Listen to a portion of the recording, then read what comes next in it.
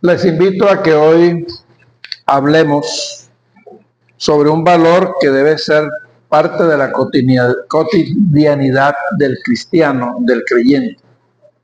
La franqueza. La franqueza. Y basaremos nuestro mensaje en 1 Corintios 3, 12, 4 al 2, respaldándonos en Éxodo 33 y Lucas 9. Estos dos últimos pasajes ya fueron leídos. Hoy es el día de la transfiguración del Señor. Recordamos ese momento glorioso y de gran enseñanza sobre el cual hemos predicado en otras ocasiones.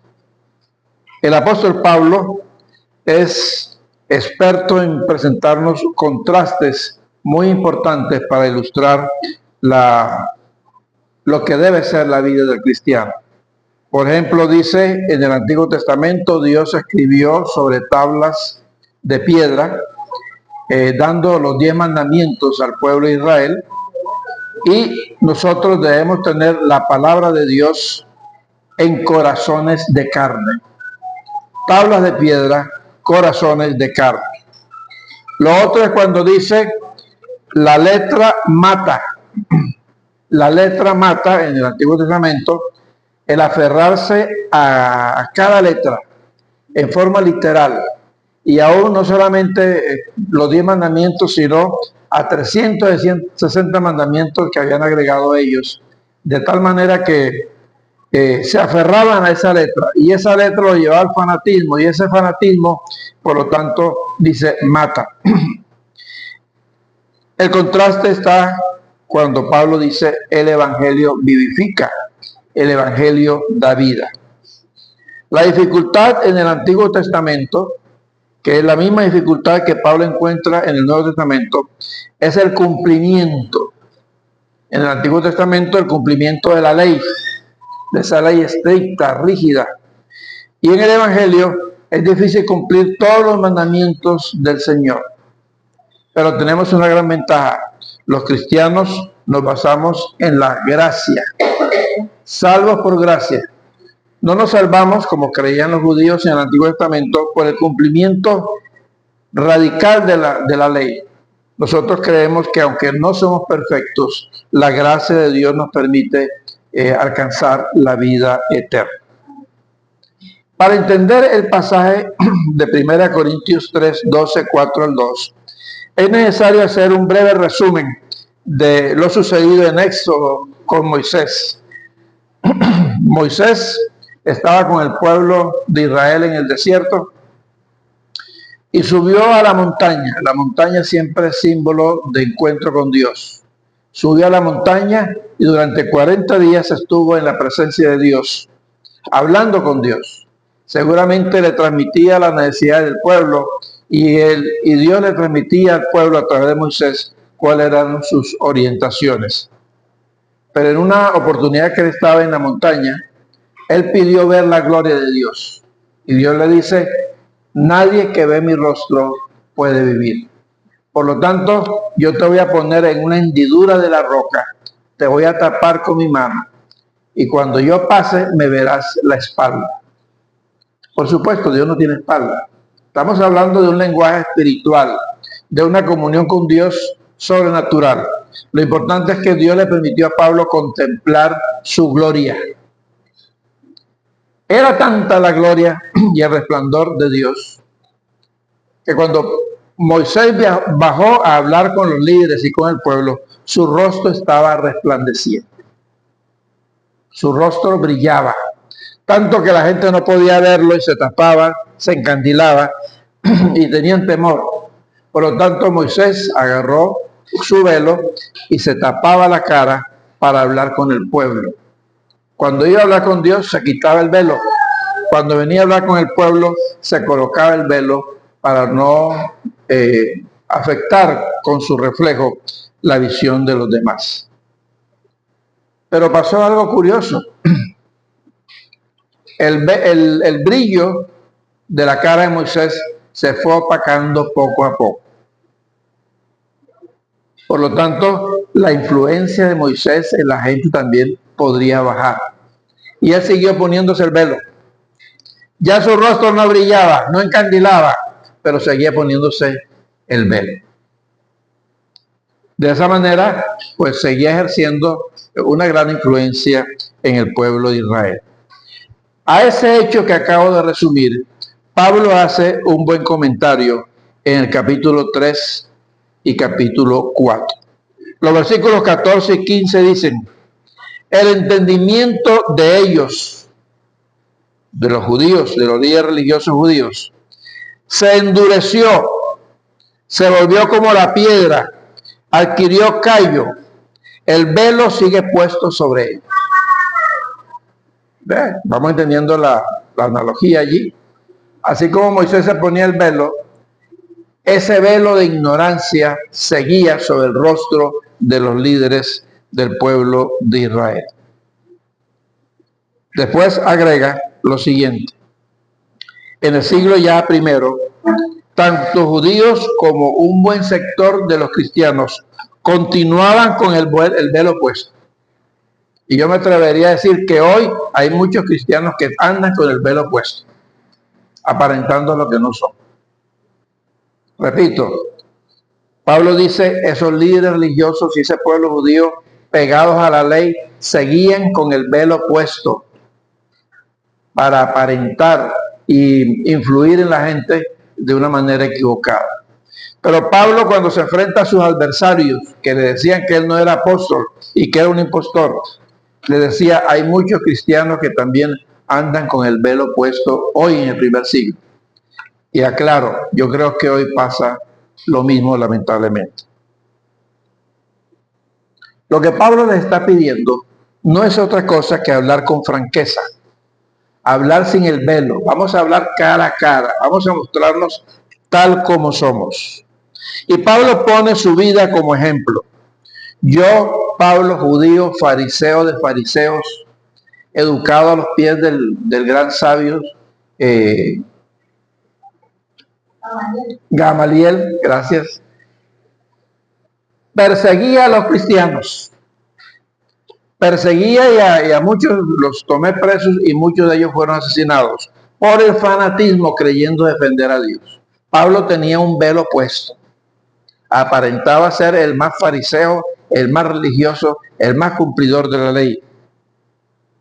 Sin embargo, dice, iba camino a Damasco, una luz, vuelve a aparecer la luz, me derribó al suelo y entonces al contemplar la gloria de Dios, al convertirme a Jesucristo, ese velo cayó de tal manera que ahora les hablo cara a cara, de manera honesta, y puso a Dios por testigo y decía, la comunidad también es testigo de que les he hablado con franqueza.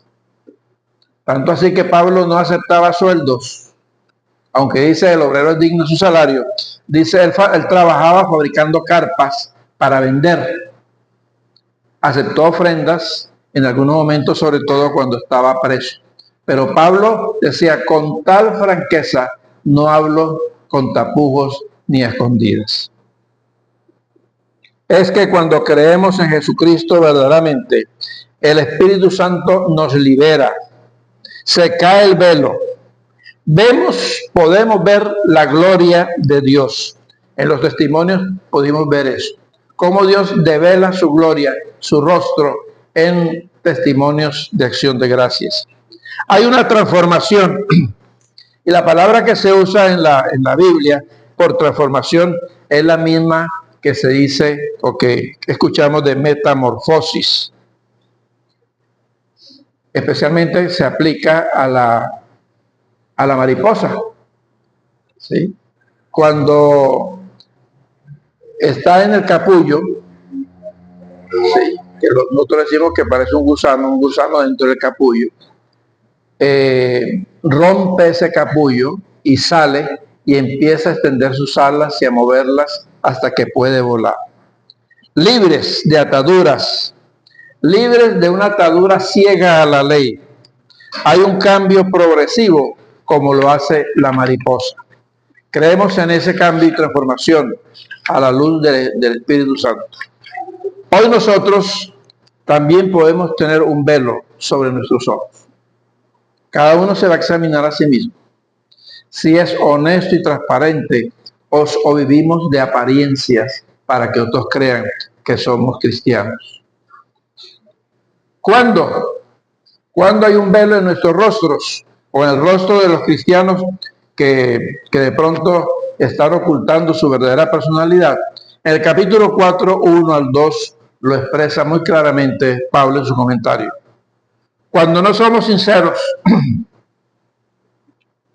cuando en la iglesia somos una cosa y de pronto en la casa somos otra. Cuando en la iglesia el domingo somos santos y fuera somos santurrones. ¿Sí? Cuando creemos que aquí podemos ser de una manera, pero afuera tenemos licencia para hacer todo lo contrario. De eso están llenas las iglesias. Cuando falseamos la palabra de Dios,